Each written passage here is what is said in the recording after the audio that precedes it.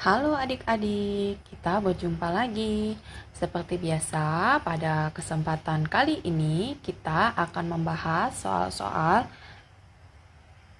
pendidikan kewarganegaraan untuk kelas 7, bab 2 ya, mengenai norma dan keadilan. Kita langsung saja masuk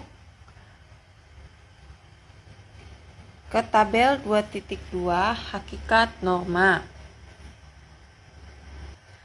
Yang pertama adalah norma. Apa itu norma? Jawaban di sebelah ya. Istilah norma berasal dari bahasa Inggris, yaitu norm. Bahasa Yunani nomoi atau nomos, dan bahasa Arab yaitu koidah yang berarti hukum. Lalu yang nomor 2, tujuan norma. Norma dibentuk untuk melindungi kepentingan-kepentingan manusia sehingga dapat terwujud ketertiban dan kedamaian dalam kehidupan masyarakat. Yang ketiga, macam norma. Ada 4 macam norma, yaitu norma agama, norma kesusilaan, norma kesopanan, dan norma hukum. Yang keempat, norma kesusilaan. Kita ke sebelahnya ya. Norma kesusilaan adalah peraturan hidup yang berkenaan dengan bisikan kalbu dan suara hati nurani manusia. Yang kelima, norma kesopanan adalah norma yang berhubungan dengan pergaulan manusia dalam kehidupan sehari-hari. Yang keenam, norma agama adalah sekumpulan kaidah atau peraturan hidup manusia yang sumbernya dari wahyu Tuhan.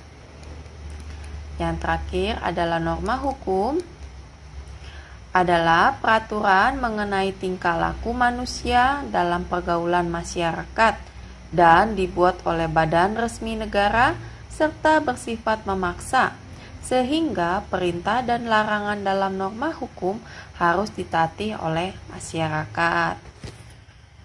Setelah dari situ, kita ke halaman berikutnya.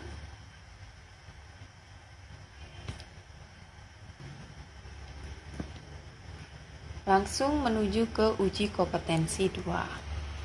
Sama seperti bab 1, di uji kompetensi ini terdiri dari 3 bagian. Yang pertama adalah uji kompetensi 2.1. Apa yang dimaksud dengan norma? Jawabannya ini ya. Norma adalah aturan atau ketentuan yang mengatur kehidupan warga masyarakat, digunakan sebagai panduan, tatanan, dan pengendalian tingkah laku.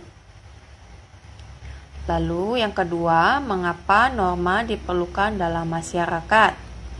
Norma diperlukan dalam kehidupan masyarakat untuk melindungi kepentingan-kepentingan manusia sehingga dapat terwujud ketertiban dan perdamaian dalam kehidupan. Ketiga, bagaimana proses terbentuknya norma dalam masyarakat? Proses terbentuknya norma dalam kehidupan bermasyarakat, setiap manusia memiliki perbedaan kepentingan. Untuk melindungi kepentingan dan menghindari perselisihan akibat perbedaan kepentingan tersebut, diperlukan adanya aturan hidup yang disepakati bersama yang dinamakan dengan norma. Nomor 4, jelaskan 4 macam norma menurut bidangnya dan berilah masing-masing buah contohnya. Yang pertama, norma kesusilaan, yaitu peraturan hidup yang bersumber dari suara hati nurani manusia. Contohnya, 1. Tidak mengambil dompet seseorang yang jatuh atau tertinggal. Nomor 2 adalah tidak menyontek pada saat ulangan atau ujian. Yang B, norma kesopanan, yaitu peraturan hidup yang bersumber dari pergaulan hidup manusia. Contohnya adalah 1. Berkata sopan kepada orang yang lebih tua. 2. Menggunakan tangan kanan saat menunjukkan sesuatu dan sebagainya. Ketiga adalah norma agama, yaitu peraturan hidup yang bersumber dari wahyu Tuhan. Contohnya adalah melaksanakan ibadah sesuai dengan ajaran agama yang dianutnya. Kedua adalah menjauhi larangan yang diperintahkan oleh Tuhan dalam kitab suci. Keempat adalah norma hukum, yaitu peraturan hidup yang dibuat oleh badan-badan resmi negara yang bersifat mengatur dan memaksa setiap warga negara. Contohnya adalah kewajiban memiliki SIM bagi pengendara kendaraan bermotor.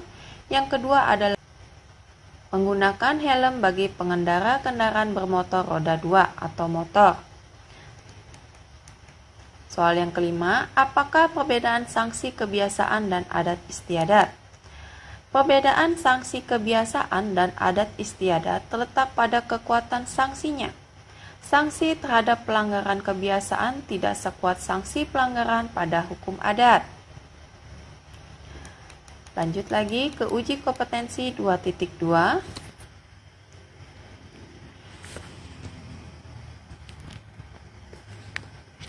Nomor 1, jelaskan 3 manfaat mentaati norma bagi diri sendiri. 3 manfaatnya, yang pertama adalah membuat hidup menjadi tenang. Kedua, membuat pergaulan menjadi rukun, tertib, dan damai. Ketiga, mengendalikan tingkah laku agar sesuai dengan norma. Soal nomor 2, jelaskan 3 akibat pelanggaran terhadap norma bagi masyarakat. 3 akibat pelanggaran terhadap norma bagi masyarakat adalah 1. Mengakibatkan perselisihan, pertengkaran, atau kekacauan. Yang B, yang kedua, melanggar hak-hak orang lain. Yang C, merugikan hak atau kepentingan orang lain. 3. Apa pengertian keadilan? Keadilan adalah setiap orang harus diperlakukan sesuai dengan hak-haknya dan tidak diperlakukan secara sewenang-wenang. Nomor 4.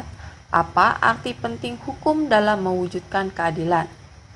Arti penting hukum dalam mewujudkan keadilan adalah 1. Pedoman dalam bertingkah laku. 2. Menjaga kerukunan anggota masyarakat. Yang ketiga, sistem pengendalian sosial. Soal kelima, sebutkan 2 contoh perilaku sesuai norma dalam kehidupan di sekolah. 2 contoh perilaku sesuai norma dalam kehidupan di sekolah adalah menggunakan pakaian seragam sekolah sesuai dengan aturan yang berlaku. Yang kedua, berkata sopan kepada guru dan karyawan sekolah.